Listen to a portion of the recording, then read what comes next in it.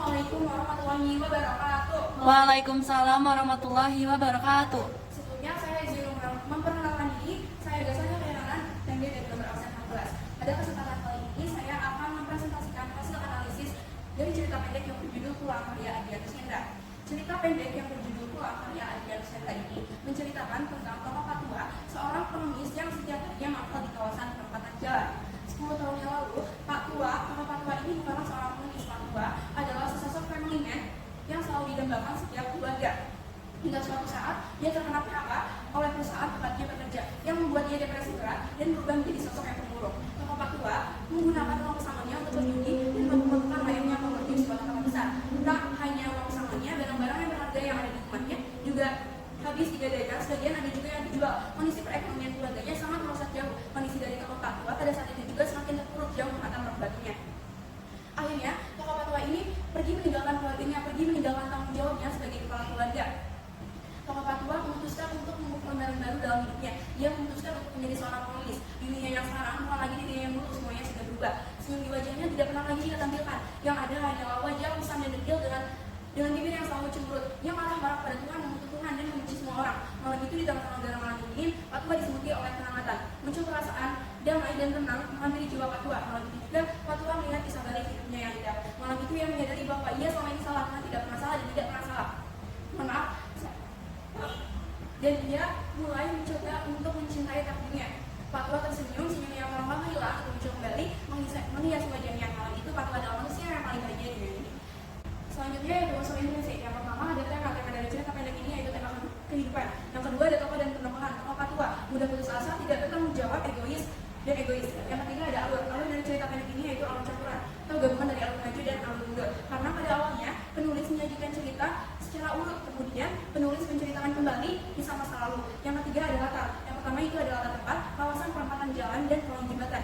Yang kedua adalah latar waktu 10 tahun yang lalu dan pada malam itu. Yang ketiga adalah latar suasana, kecewa, marah, senyum, bahagia, dan menyedihkan. Yang selanjutnya ada sudut pandang. Nah, sudut pandang dari cerita pendek ini yaitu sudut pandang orang ketiga, karena si penulis ini berada di luar cerita dan menyebutkan si tokoh Patua ini dengan kata ganti yang ketiga yaitu iya. Selanjutnya ada gaya bahasa, yaitu yang pertama majas personifikasi. Kalimat trotoar jalan sudah menjadi sahabatnya selama 1 dekade silam, yang menggambarkan bagaimana suasana dari tokoh Patua begitu menyedihkan sehingga diungkapkan seolah-olah trotoar jalan ini sudah menjadi benda hidup. Terus yang kedua ada majas hiperbola. Kondisi dari tokoh Patua pada saat itu juga semakin terpuruk jauh mata merbaginya. Selanjutnya ada majas asosiasi. Tokoh Patua yang dimana di situ tokoh Patua adalah sosok fenomen. Yang terakhir itu ada amanat. Dari cerpen tersebut kita dapat mengambil pelajaran bahwa takdir yang dituliskan Tuhan merupakan hal terbaik dalam hidup kita.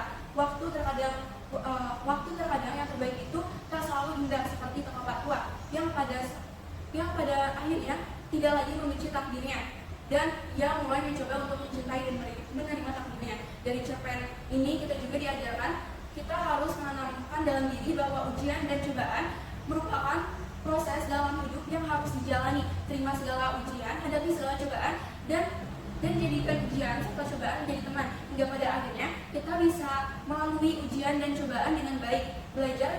Belajar setahap demi setahap dalam mencintai takdir. Oke, selanjutnya kita langsung ke unsur eksekusi. Yang pertama kita mulai dari latar belakang masyarakat terlebih dahulu.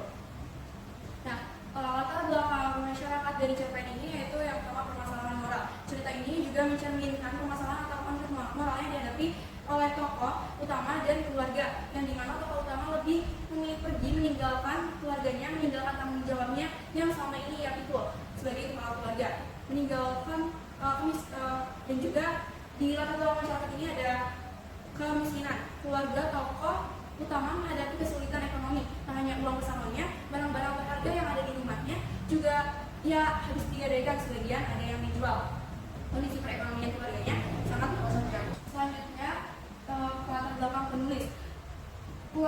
Cerita pendek yang berjudul Pulang Karya Adrianus Hendra. Adrianus Hendra merupakan seorang lulusan mahasiswa S1 Universitas Indonesia. Dia seorang penggemar kreatif dengan minat pada copywriting, desain grafis, media sosial, dan pemasaran digital. Perjalanannya di dunia universitas dan kreativitas dimulai dengan ketertarikan pada perbuatan kata-kata desain untuk menyampaikan pesan bermakna dengan salah satu karya cerita pendeknya ini, yaitu Pulang. Selanjutnya yaitu nilai yang terkandung dalam cerita pendek ini, yaitu ada nilai agama, nilai sosial, dan nilai ekonomi. Cukup sekian yang dapat saya sampaikan mengenai presentasi dari cerita pendek judul Pulang karya Adrian Syahrir. Mohon maaf bila banyak kekurangan dan kesalahan. Terima kasih atas perhatiannya. Wassalamualaikum warahmatullahi wabarakatuh. Waalaikumsalam warahmatullahi wabarakatuh.